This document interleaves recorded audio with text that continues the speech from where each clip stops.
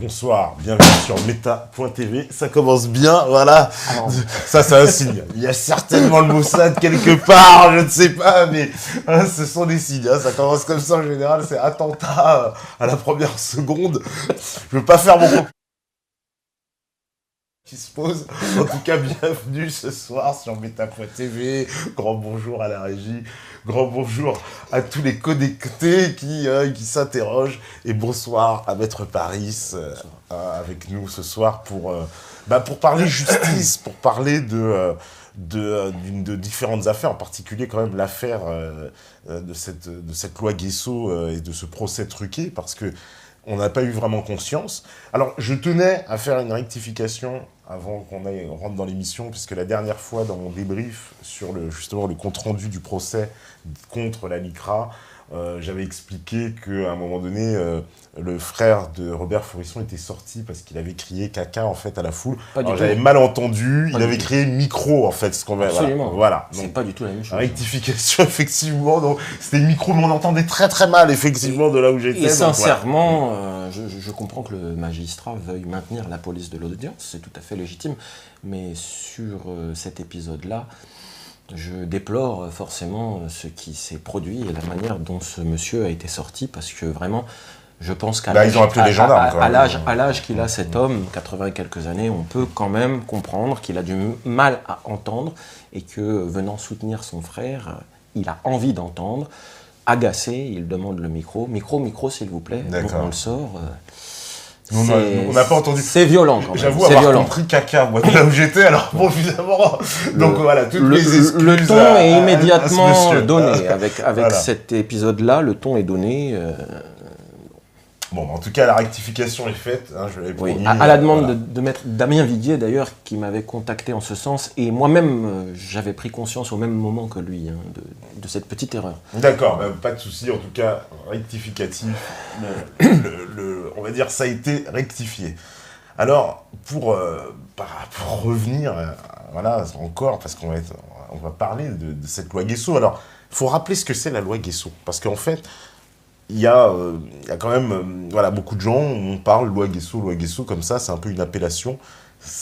C'est quoi le ressort juridique de cette loi? C'est quoi en gros cette loi Guesso? Eh bien, si vous voulez, du point de vue historique, en 1881, la Troisième République avait voulu instaurer un cadre de liberté parce que cela posait de graves difficultés à l'époque pour la presse. Et c'est de cette philosophie dont il faut bien avoir conscience avant de parler de la loi Guesso, entre guillemets. Parce que cette philosophie, c'est le tronc d'arbre, c'est la racine du régime juridique dont vous parlez quand vous abordez la question de la loi Guesso.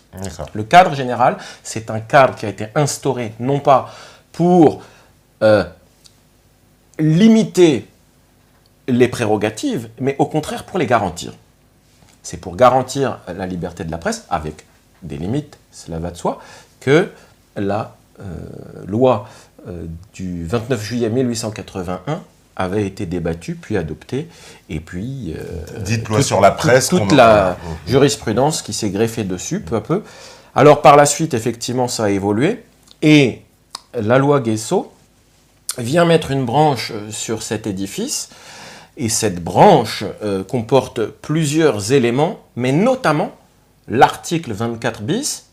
Et du coup, lorsque l'on parle de la loi Guesso, souvent on vise l'article 24 bis parce que c'est un petit peu le stigmate de cette loi, mais elle comporte d'autres éléments. Alors j'en viens tout de suite à l'article 24 bis, qui a donc vu le jour en 1990. Ce texte, il prévoit de limiter la liberté justement dans le domaine de la presse, parce que le législateur, à l'époque, avait voulu protéger les victimes et les descendants de victimes des crimes nazis, mais telle que la loi a été rédigée à l'époque, eh bien, elle faisait, si vous voulez, elle offrait une garantie sur un objet délimité et par rapport à des personnes délimitées. Et c'est aujourd'hui ce qui pose problème. Parce que dans le contexte de l'époque, le législateur se préoccupait d'une forme de police de la pensée, d'une forme de police de la liberté de parole. Or, le problème, peu à peu, s'est transformé et il s'est déplacé. Et c'est justement ce déplacement qui n'a pas été correctement abordé et correctement traité devant le Conseil constitutionnel, parce que, aujourd'hui, ceux qui veulent absolument maintenir cette branche de l'article 24 bis tel qu'il existe, ont tendance à oublier que ce texte a provoqué des envies, des envieux. On peut rappeler un peu ce qu'il y a dans ce texte 24 bis, et des rivalités dites mémorielles. C'est quoi justement le fond de cet article ? Dans ce texte, je vous le disais, il s'agit de réprimer les personnes qui viendront contester, et selon la jurisprudence qui a évolué, minorer ou bien évoquer de manière, je dirais, dubitative même. Ouais. Comment dire, exagérée. Il y a un mot qui a été employé, attendez. Outrancière, voilà. Minorer de manière outrancière, par exemple, tous les crimes qui ont été jugés à Nuremberg et sur la base des statuts de Nuremberg par la suite. Parce qu'il faut savoir que les statuts de Nuremberg permettent aussi de poursuivre des criminels du chef de crime contre l'humanité plus tard dans des pays où ils seraient appréhendés sur le fondement. Parce qu'évidemment, sur le fondement de ces statuts. Parce qu'évidemment, au sortir de la Seconde Guerre mondiale, eh bien, on n'a pas pu appréhender tous les individus qui pouvaient se trouver impliqués dans ces chefs d'accusation. Voilà. Et c'est pour ça qu'aujourd'hui, d'ailleurs, on peut se retrouver, ce que certains trouvent choquant, mais enfin, on peut se retrouver avec des procès contre des personnes qui ont passé 90 ans. Il n'y a pas de prescription en plus. Hein, alors, oui, il faut préciser effectivement que, étant donné que les crimes dont la contestation est interdite sont des crimes imprescriptibles, eh bien, on se retrouve effectivement dans cette situation quelque peu paradoxale, où le crime qui va être jugé, une fois jugé, vous ne pourrez pas le contester, alors que tant qu'il n'est pas jugé, eh bien, vous pourriez le contester. Vous voyez ? Là, on est dans un paradoxe temporel. C'est-à-dire que, finalement, aujourd'hui, vous prenez une personne, vous allez l'inculper, puis la juger, et la déclarer coupable de crime contre l'humanité. Mais jusqu'à ce que cette personne soit jugée, elle est présumée innocente. On est bien d'accord ? Oui. Et vous voyez bien que si on éprouve le besoin de les envoyer en justice, c'est que tant qu'elles ne sont pas jugées, elles sont présumées innocentes. Vous me suivez ? Oui, tout à fait. Donc, tant qu'elles sont présumées innocentes, on peut contester leurs crimes. Et pourtant, la loi qui va s'appliquer pour dire que leur crime est incontestable, eh bien, elle existe avant la condamnation. Mais ça, c'est un paradoxe, c'est un effet miroir. Mais ça fait écho un petit peu à ce qui a été dit à l'audience et que vous avez relayé, mais ce n'est pas le sujet ce soir. C'est pas le sujet ce soir, ça pourrait le devenir accessoirement. Mais ce que je veux dire, c'est que c'était une loi compliquée à rédiger et compliquée à pérenniser dans le temps, parce qu'il était particulièrement difficile de respecter les canons d'un texte de loi, qui doit être général, etc., tout en voulant absolument délimiter le régime exceptionnel que l'on voulait instaurer là. C'est-à-dire que c'est une partie des conclusions du tribunal qu'on n'a pas le droit de contester. L'ensemble des conclusions. C'est ça, c'est qu'en plus, comme l'a fait remarquer Faurisson, par rapport au régime de la prohibition, eh bien, cette prohibition ne va concerner qu'un objet de ce qui a été jugé à Nuremberg ou en vertu de, c'est-à-dire les crimes contre l'humanité. Mais on n'a pas visé les crimes de guerre, les crimes contre la paix. Et donc cela serait contestable. C'était la remarque qu'avait faite Faurisson. Et à l'audience l'autre jour, nous avons expliqué qu'effectivement, en vertu également d'un autre maillage percé du régime d'interdiction, eh bien nous pourrions arriver en théorie, évidemment ça paraît grotesque, mais en théorie, comme vous le disiez, on pourrait arriver aussi du point de vue personnel à considérer que certains dignitaires nazis n'ayant pas été jugés, eh bien effectivement, il devient difficile d'appliquer l'article 24 bis pour prétendre qu'il y a eu contestation au sens prohibé. Puisque l'article 24 bis interdit de contester les crimes contre l'humanité tels qu'ils sont visés dans les statuts et tels qu'ils auraient été jugés du chef d'une personne déclarée coupable, ou bien du chef des crimes dont a été déclaré coupable une organisation criminelle ou un groupe déclaré criminel. Et c'est là que se pose la difficulté, c'est que quand vous regardez les statuts du tribunal de Nuremberg, vous vous rendez compte que le fait d'appartenir à un groupement ou à une organisation qui a été déclaré criminel, ce seul fait-là ne fait qu'ouvrir une action pénale contre la personne qui appartenait à cette organisation. Cela rend l'action recevable, mais cela ne fait pas de la personne automatiquement incoupable. Ce qui fait que dans le paradoxe de cette rédaction très difficile à laquelle les personnes de l'époque ne sont finalement pas parvenues, eh bien vous arrivez au paradoxe que je n'oserais même pas énoncer ici tellement il est choquant. Mais vous l'aviez dit la dernière fois. Oui. Bon, ce n'est pas l'objet ni le lieu ce soir de débattre de cela. Mais en tout cas, ce que je veux faire observer au public, c'est qu'il est bien évident que ce que je viens d'expliquer là, et qui m'amènerait à un moment donné à prononcer des patronymes qui sont le symbole absolu de la culpabilité et du mal.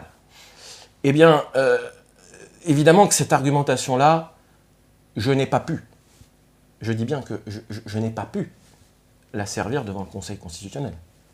Dans la manière dont le procès s'est déroulé, je ne pouvais absolument pas aborder une problématique comme celle-là. Et elle est pourtant intellectuellement dirimante, c'est-à-dire qu'elle est imparable.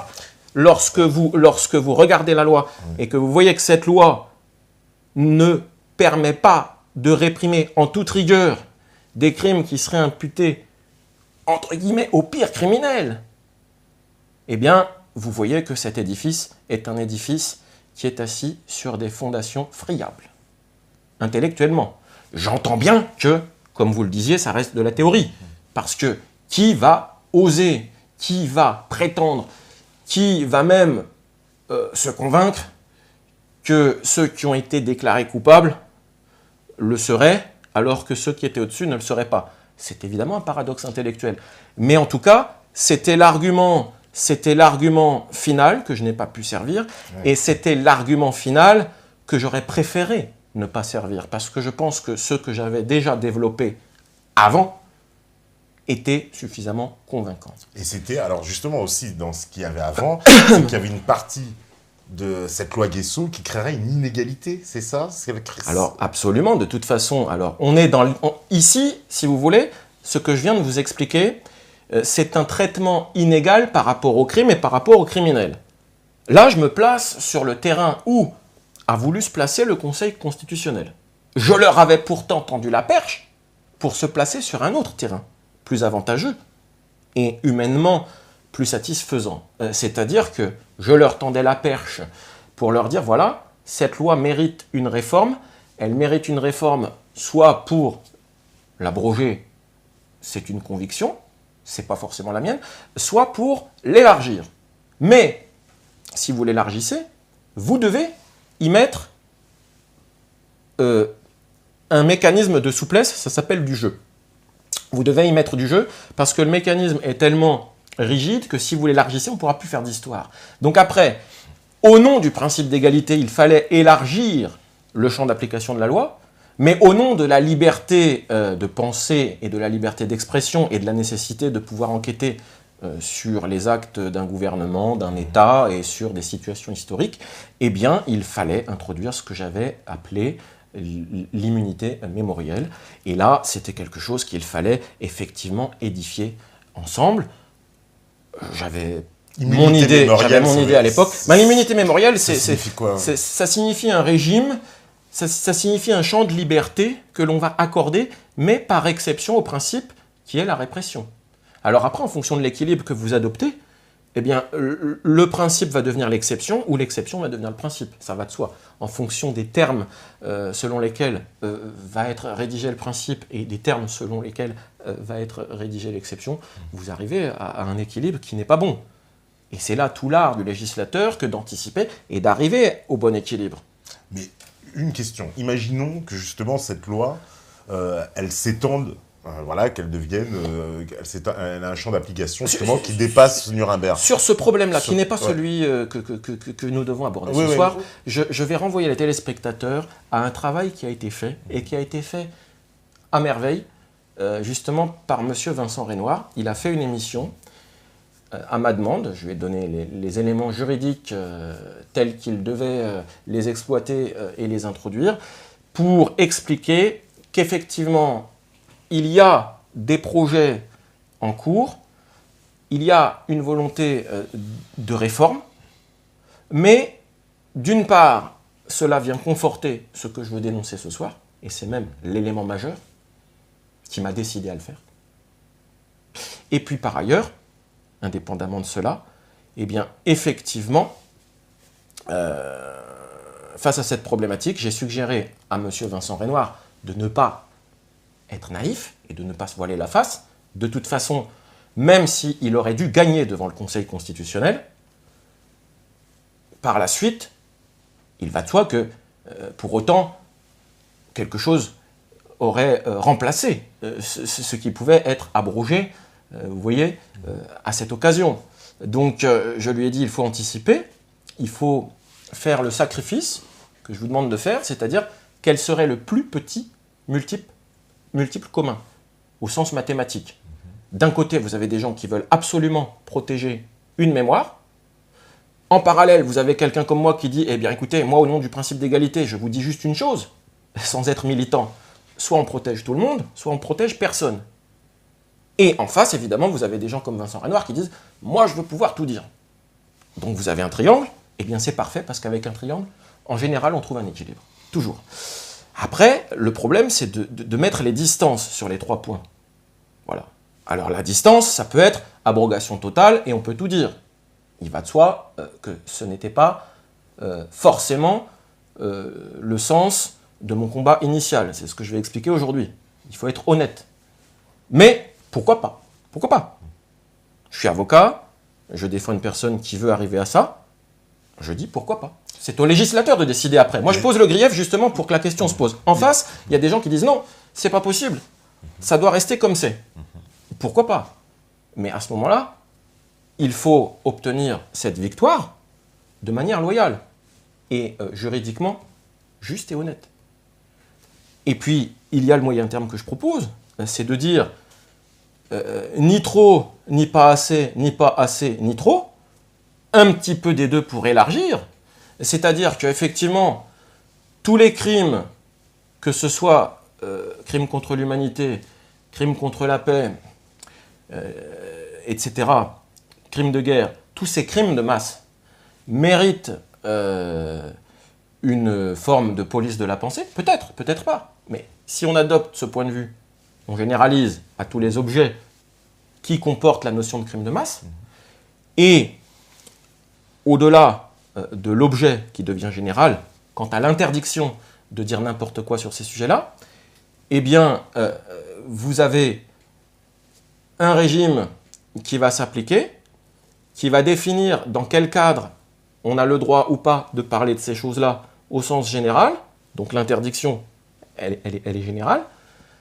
Vous n'avez pas le droit, par exemple, c'est une question de seuil. Hein. Alors, est-ce que vous allez avoir le droit de nier? Est-ce que vous allez avoir le droit de contester? Contester, ça veut dire quoi?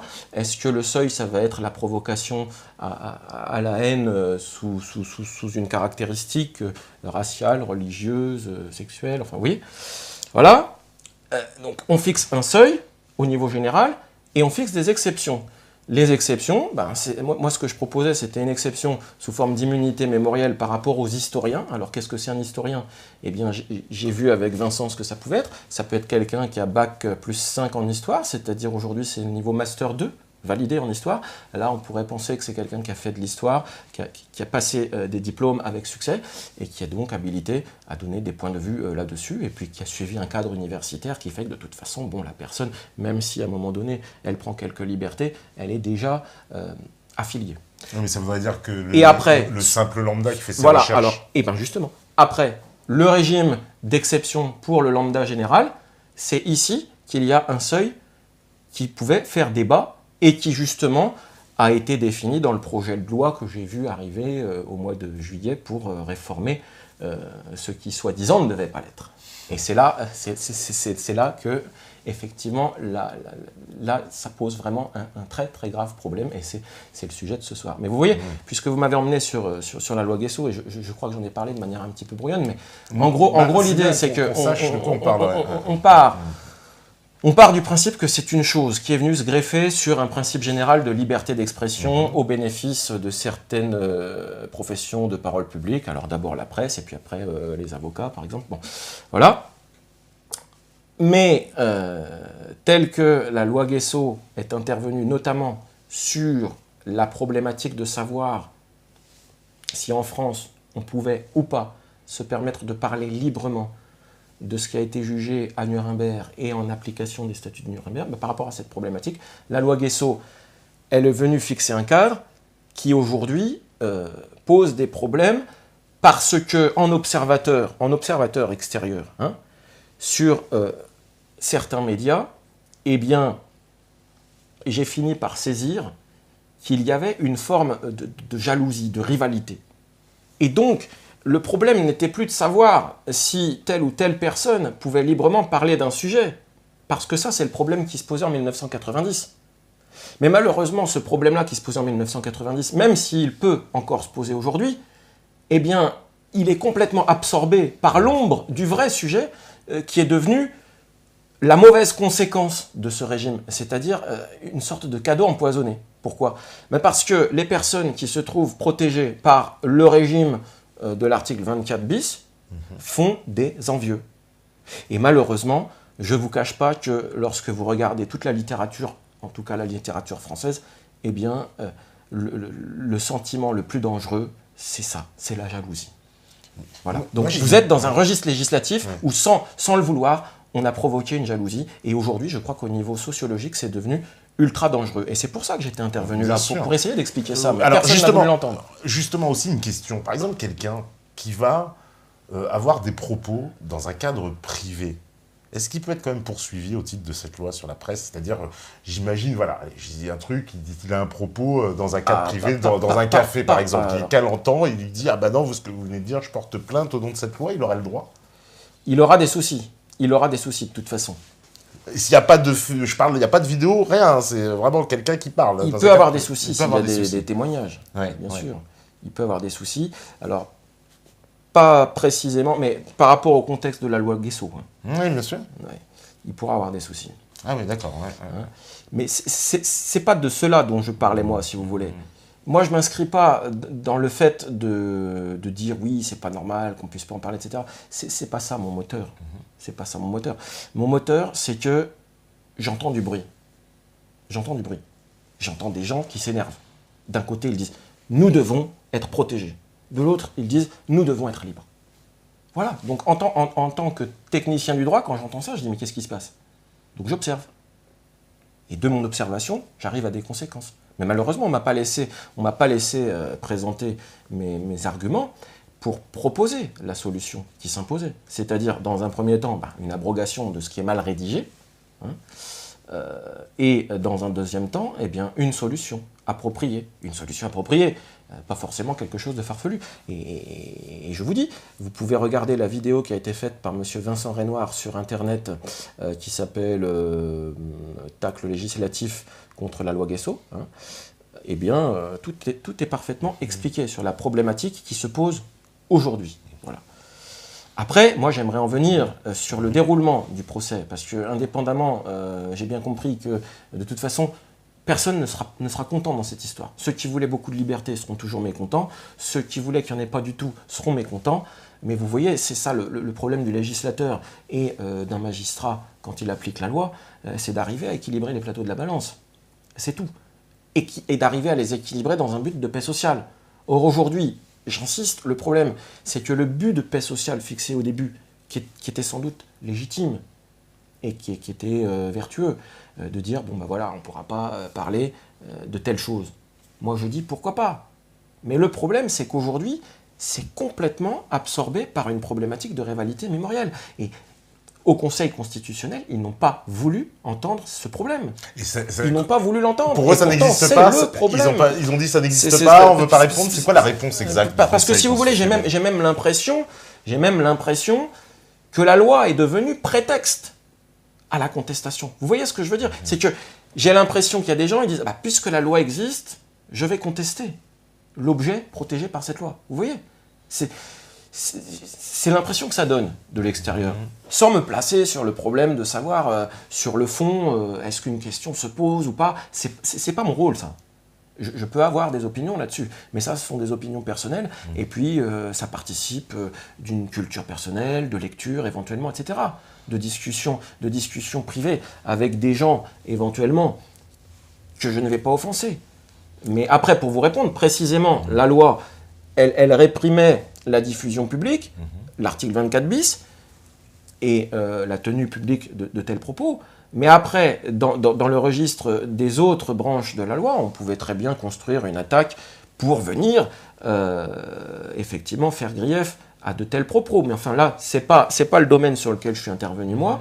Et puis de toute façon, je vous le dis, par rapport à tout ça, je renvoie sincèrement les téléspectateurs à l'émission de synthèse qui a été faite par M. Vincent Renoir, puisqu'il a bien voulu faire ce travail de présentation en fonction des éléments que je lui avais donnés au niveau juridique. Donc après, il se débrouille. Bon, grosso modo, je pense qu'il a fait une bonne synthèse, si ce n'est que il y a mis sa touche personnelle, et ça n'engage que lui. Mais disons que sur les aspects juridiques, effectivement, les problèmes se posent dans les termes que je viens de rappeler. Voilà. Et c'est très bien expliqué dans cette émission. Et cette rivalité, comment elle est Non, mais alors maintenant, j'aimerais en venir au problème. Parce que moi, ce soir, je suis venu dénoncer quelque chose. Je suis venu dénoncer un procès stalinien. Alors, vous m'embarquez toujours tous là sur ce sujet. Moi, je ne suis pas là pour arbitrer. Non, mais je ne suis pas là pour arbitrer. Je salue d'ailleurs Monsieur Vidal-Naquet. Enfin, c'est un pseudonyme, mais je me suis beaucoup entretenu avec un pseudonyme qui a choisi ce nom illustre de Vidal-Naquet. Donc, je le salue parce qu'en général, il avance des arguments, il construit, enfin, il se donne du mal pour venir m'entreprendre sur le sujet qui n'est pas le mien. C'est ça le problème. Je lui explique. Mais moi, je suis avocat. Comprenez? Alors après, il peut éventuellement rentrer dans des discussions très très virulentes avec des gens comme Vincent Renoir, comme Faurisson. Mais moi, je ne suis pas historien, je ne suis pas révisionniste, je ne suis pas négationniste, je ne suis pas militant. Il est possible que je fasse de la politique. Dans la dynamique politique que je veux construire, il y aura une dimension nationale, et quand je dis national, c'est national avec un E, et attention, je pèse bien mes mots, parce que national avec un E, pour moi, ça veut dire national de gauche. Ce n'est pas une dimension nationaliste, et ce n'est pas national masculin. Voilà, soyons très clairs. Donc c'est novateur, et je crois qu'aujourd'hui on a besoin d'innover en matière politique. Donc effectivement, il y a des gens qui vont vouloir faire le raccourci, parce que si je viens les contrarier sur une logique qui est la leur, forcément, leur objectif c'est de me diaboliser. Mais c'est très très maladroit de leur part, parce que en ce qui concerne le débat dont vous m'avez invité à parler encore une fois, je cherchais un équilibre, c'est tout. Et aujourd'hui, je ne peux que constater, comme je l'avais dit d'ailleurs en sortant du Conseil constitutionnel, qu'il y a un déséquilibre et qu'il y a des gens qui s'en plaignent. Alors, ceux qui sont protégés se plaignent qu'on veut leur retirer cette protection, qu'il y a des gens qui tiennent des propos qui ne leur plaisent pas. Les autres disent, nous on veut pouvoir parler. Le Conseil constitutionnel, ils ont dit que c'est pas valable, il y a Alors, le Conseil constitutionnel, le problème, c'est la manière dont ça s'est passé. Alors, la conclusion du Conseil constitutionnel, elle est relativement bien construite, sauf qu'il y a une très grave faille dans cette construction, c'est que premièrement, ils ont déplacé le débat, non pas sur l'égalité entre les victimes et les descendants de victimes de crimes de masse, mais ils ont voulu simplement limiter leur analyse et leur réponse à une différence de traitement qu'ils prétendent justifier parce que tel type de contestation faite par tel type de personne ne serait pas de même nature que tel autre type de contestation faite par une autre personne. Donc ils se sont basés du point de vue de l'auteur et de ses intentions dans son discours, plutôt que du point de vue des victimes. Or, l'article 6, sur lequel je me fondais, dit bien que l'égalité de traitement doit être du chef de l'auteur comme de la victime. Donc ils ont éludé le débat, et encore une fois, je vous renvoie à l'émission de Vincent Renoir, parce que c'est pas la peine de faire un bis repetita ici. Le problème, c'est quoi? En gros, pour l'évoquer simplement, c'est que d'un côté, il y a des gens qui veulent être protégés sur leur mémoire, que de l'autre, il y a des gens qui veulent être libres, et que des gens comme moi disent, bah écoutez, il y a peut-être un terrain d'entente, c'est de considérer que si réforme il doit y avoir, c'est pas forcément pour tout casser, c'est peut-être pour plus d'humanité généraliser la protection, mais étant donné que cette protection est quand même très rigoureuse, et que dans ces cas-là, on ne pourra plus parler de rien, eh bien, introduire de la souplesse avec l'immunité mémorielle d'un côté. L'immunité mémorielle au sens professionnel, vous avez Bac+5, ben a priori vous êtes autorisé, avec une limite qui serait fixée à une procédure, mais c'est dans le projet de loi qu'on a proposé dans la vidéo que j'ai faite, la vidéo numéro 2, partie 2, la lettre des fils, et puis vous pouvez la trouver aussi sur Internet. Hein. Tout ça est parfaitement exposé.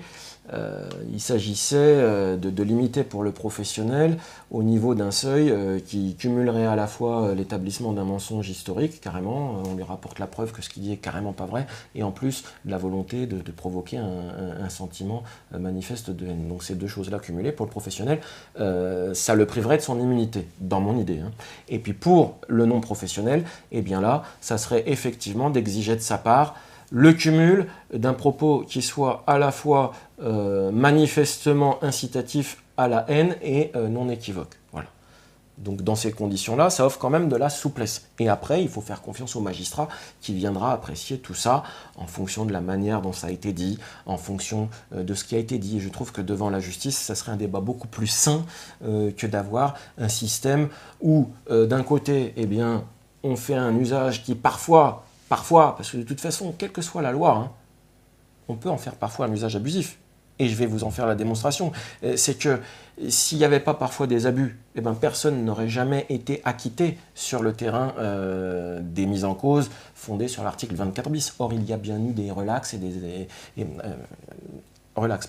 des relax ou bien des vices de procédure. Donc, c'est bien la preuve que parfois, l'action n'aboutit pas. Et donc, d'une certaine manière, qu'elle a été abusive. Oui, bon. Ouais, bien sûr. Donc, effectivement, de toute façon, un texte de loi, c'est toujours la recherche d'un équilibre. Et sa mise en œuvre, eh ben, c'est également toujours la recherche d'un équilibre. C'est pour ça qu'au Parlement, vous avez la balance, et dans les palais de justice, vous avez la balance. Mais une question, pour que... Ah, mais vous allez m'embarquer toute la soirée sur la loi Guesso. Moi, j'aimerais parler quand même du vrai problème. Non, c'est pas sur la loi Guesso, c'est le fait que, par exemple, pour qu'un génocide soit reconnu, il faut qu'il soit reconnu aussi par l'État, par une loi. Ou alors, on décide, mon génocide... voilà, parce que quand les gens, même il y a une rivalité, il faut bien qu'ils soient reconnus, en fait, leur génocide à eux, ceux qu'ils réclament. C'est-à-dire, je sais pas, par exemple... Vous avez eu les lois mémorielles, d'accord ? Ça, c'est un vaste débat. Évidemment, les gens que j'ai défendus seraient plutôt contre, d'accord ? Bon, eh bien, dans ce cas-là, on va se placer sur le terrain soit de la liberté d'expression, soit le principe d'égalité. C'est pas un souci, ça, pour moi. Mais, encore une fois, il faut bien comprendre une chose. C'est que vous me dites comment ça marche pour ceux qui ont eu un génocide, etc. Ben ça ne marche pas. Justement, c'est ça le problème. C'est que la loi telle qu'elle existe aujourd'hui, vous ne pourrez pas poursuivre sur le terrain de la contestation ou du négationnisme. Et c'est pour ça qu'il y a des gens... C'est un facteur de déflagration. C'est une étincelle, cette loi. C'est une étincelle dans un temps et un univers aujourd'hui en France où les gens ont besoin d'un message fort. Ils ont besoin d'un message fort. On a besoin de regarder devant et on a besoin d'un message fort. On a besoin de se sentir bien tous ensemble et ça s'appelle l'unité nationale. Voilà. C'est tout. Donc après, eh bien, ce facteur d'unité, c'est la nation et il faut restaurer la dynamique de la nation, mais au sens noble du terme. Vous comprenez ? C'est tout l'enjeu de ces combats. Vous savez, alors, bon, là, vous m'emmenez très loin. Et malheureusement, ce soir, je suis venu vous exposer quelque chose de très terre-à-terre, c'est-à-dire que, sinon, on va y passer la nuit. La loi Guesso, ses enjeux politiques, etc., il faut comprendre que c'est un enjeu de liberté et de respect de la mémoire qui a été blessée. Voilà. Le débat autour de cet équilibre, c'est de dire, eh bien, il y a certaines mémoires qui, de par des facteurs de présence, des facteurs de commission à tel endroit, de crime, etc., eh ben, ces mémoires-là vont être plus protégées que d'autres. Mais c'est pas possible. C'est pas possible. On ne peut pas raisonner comme ça. C'est très, très, très, très dangereux. Très dangereux, parce que l'idée sous-jacente, c'est que finalement, si on considère qu'il y a des situations pires que les autres, jusque-là, ça va. C'est noble comme idée. Mais vous voyez bien l'idée qu'il y a derrière. Et c'est qu'il y en a qui sont moins pires. Bah, c'est qu'il y a une hiérarchie des crimes, un peu. Et s'il y en a qui sont moins pires, quelque part, ça veut dire qu'il y en a, bon, on peut se les permettre. Et c'est là que ça devient ultra dangereux. Ultra dangereux. Voilà. Donc, du point de vue philosophique, ça ne peut pas tenir. Maintenant, je comprends tout à fait les préoccupations des gens qui veulent être protégés. Et personnellement, mon combat, honnêtement, avec la personne que je défends et sincèrement, avec l'ensemble de la population, eh bien, c'était de dire qu'il faut généraliser, mais avec une science de la souplesse. Et c'est ce que le législateur n'arrive pas à faire. Voilà.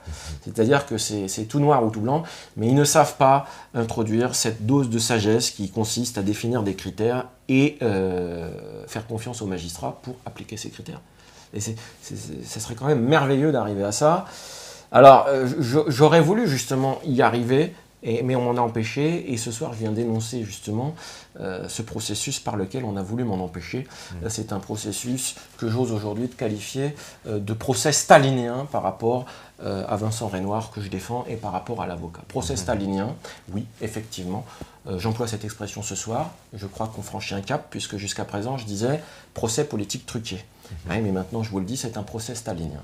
Procès stalinien dans le sens où, quelle est la problématique ?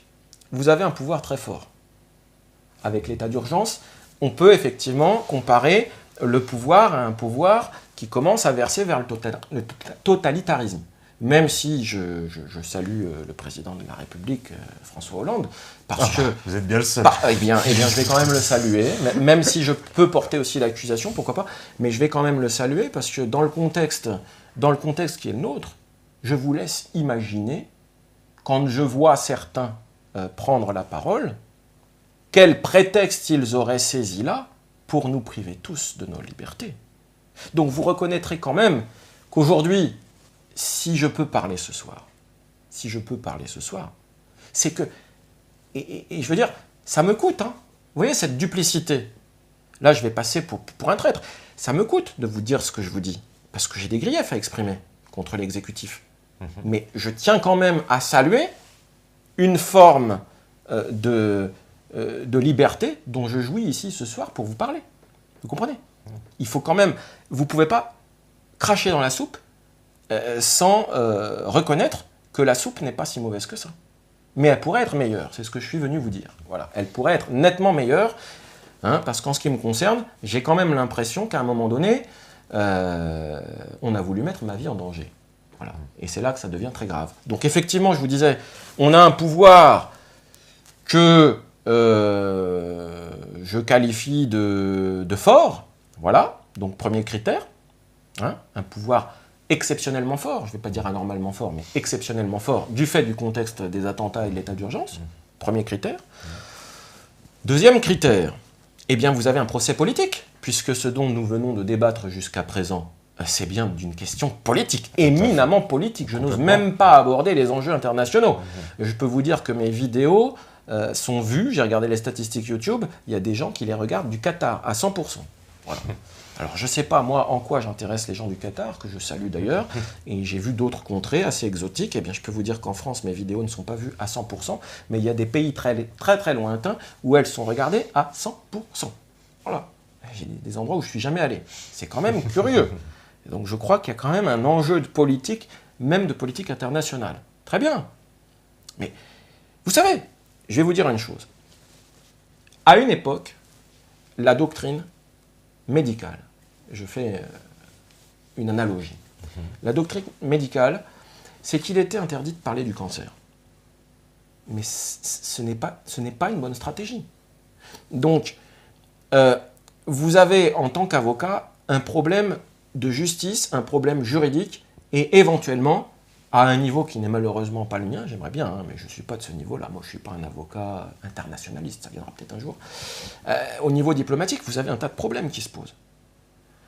Il y a plusieurs façons d'aborder les problèmes vous pouvez regarder les gens les yeux dans les yeux et faire preuve d'une grande sincérité, d'une grande maîtrise de vous, et à ce moment-là, vous allez aborder chaque option, sans sous-entendu. Je crois que c'est la manière la plus saine. Ou alors, il y a l'autre option, parce qu'on a peur et parce qu'on ne sait pas comment faire, alors on fonctionne par sous-entendu, par menace, par posture. Voilà. C'était la doctrine médicale il y a 30 ans, quand ma grand-mère est décédée du cancer. On ne lui disait pas qu'elle avait le cancer, etc. Bon. Et aujourd'hui, ça a évolué. Eh ben, je crois que dans certaines questions de société ou certaines questions de relations internationales, à un moment donné, il va falloir, parce que ça arrivera tôt ou tard, un jour, tout le monde aura la bombe atomique. Ben, ce jour-là, on sera bien obligé de se parler franchement et de dire, bon voilà, il faut éviter d'employer ces armes-là, parce que sinon, il n'y a pas de gagnant. C'est clair. Si on a eu la paix en Europe depuis plusieurs décennies, ce n'est pas à cause des traités CE. Ça, c'est naïf.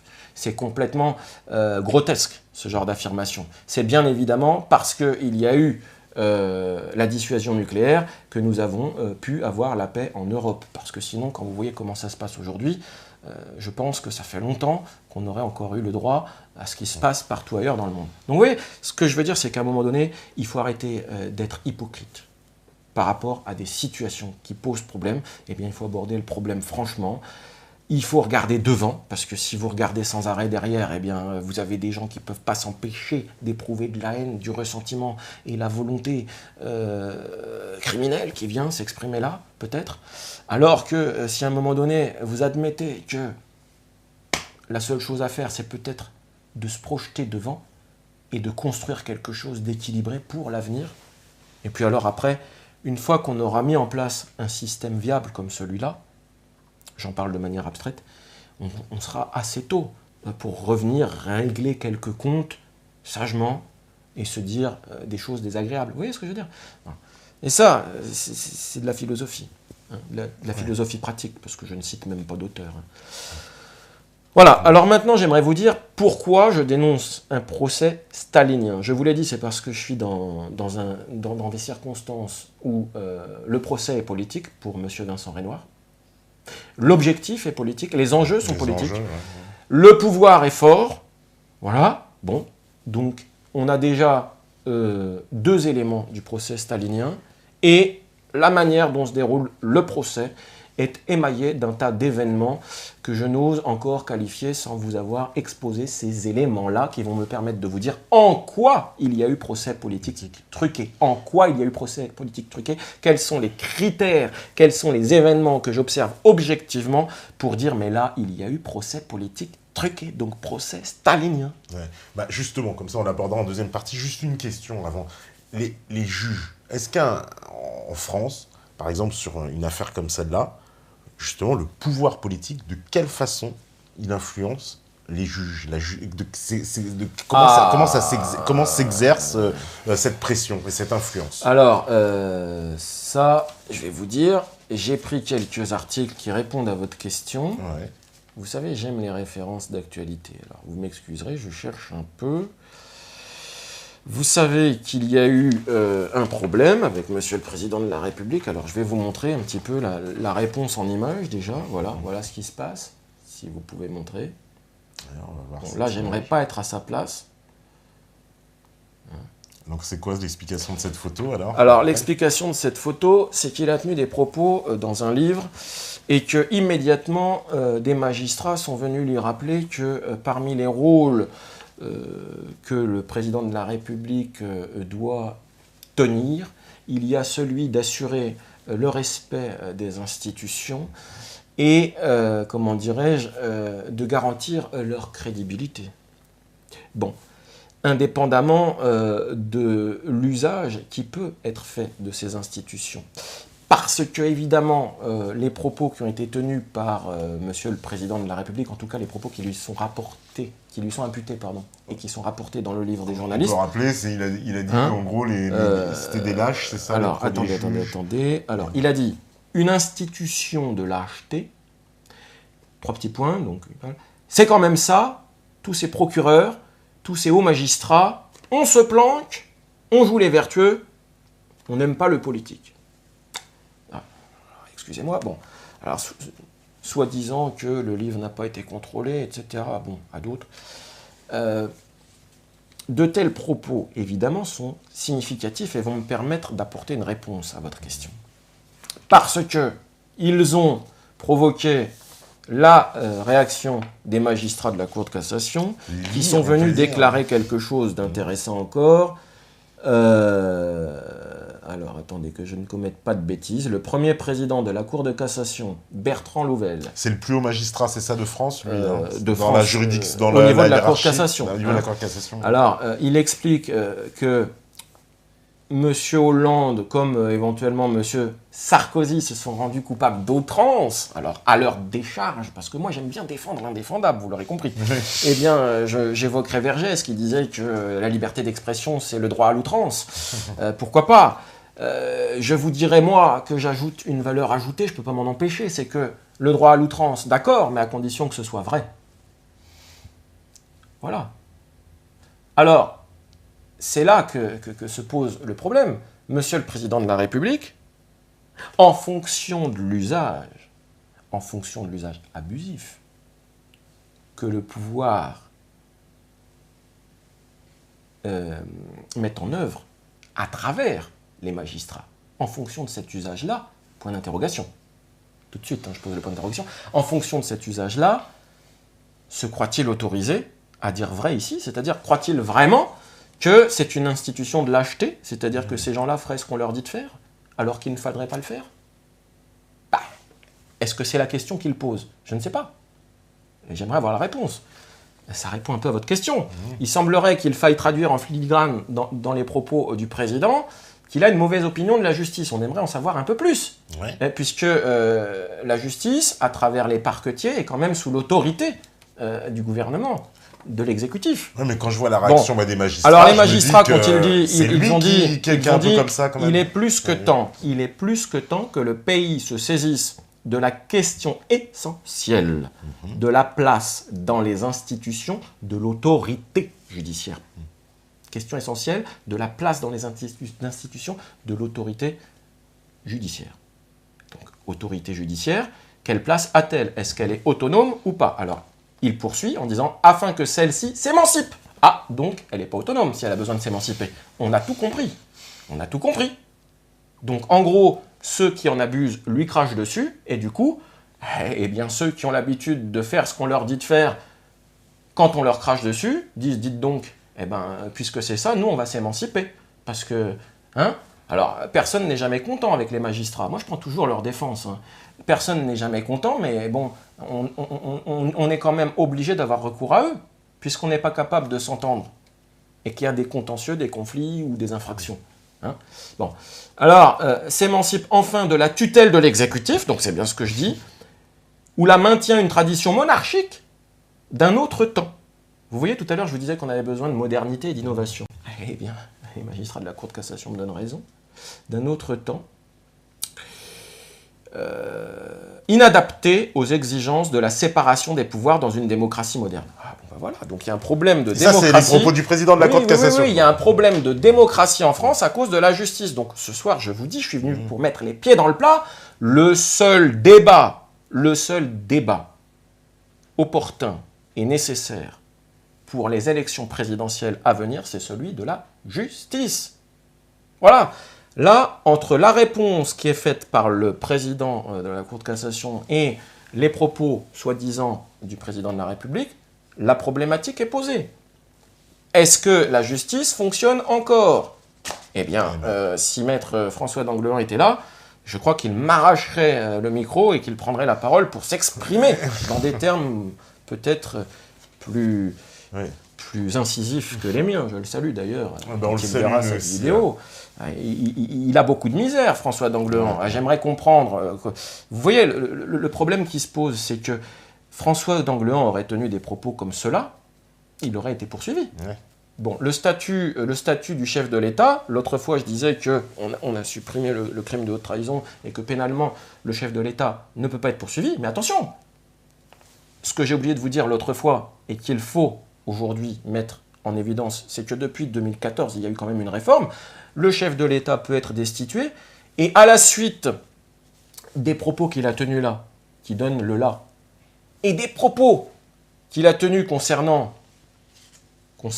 alors là je vais être moins sympa, les opérations HOMO, H-O-M-O, eh bien, il y a un député qui dit la question de la destitution du chef de l'État se pose parce que il a violé son obligation au secret dans un contexte de guerre et de risque d'attentat. Il est particulièrement choquant qu'un chef de l'État prenne le risque de stigmatiser son action. Il met en danger le peuple. Excusez-moi. Il met en danger le peuple. À partir du moment où il vient nous dire, oui, effectivement, j'ai donné des ordres pour faire exécuter des gens. Les assassinats ciblés. Ouais. Eh bien, ça ne peut en face qu'être un motif de mauvais ressentiment.